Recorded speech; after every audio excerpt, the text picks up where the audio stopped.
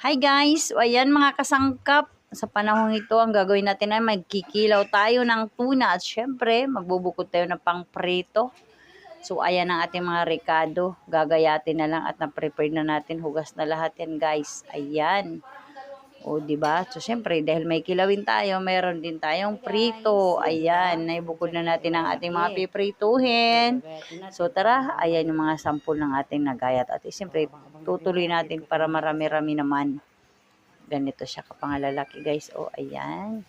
So dahil nahugasan na siya, pagkatapos gayatin, ayan, ibababad at hugasan natin sa suka.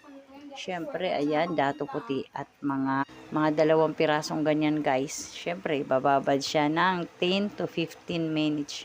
So, ayan na siya guys. Napiga na natin. Ayan. Eh, di ba putlang-putla na siya.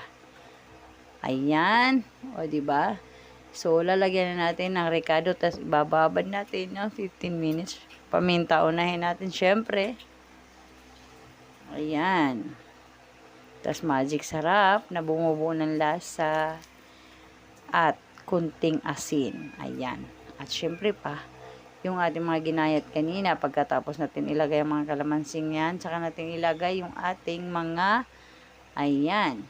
Diba?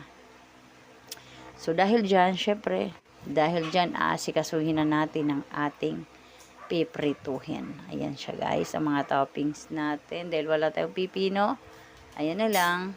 So, pwedeng-pwede na yan, guys. At syempre, literal na kilawin. Suka lang yan, guys, kasi wala tayong ibap.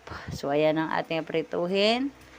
Mapunta muna tayong labas kasi mukhang umuulan. Titingnan muna natin. O, diba? Syempre, i-check natin ang ating piprituhin. I-check natin. Ayan. So, dahil dyan,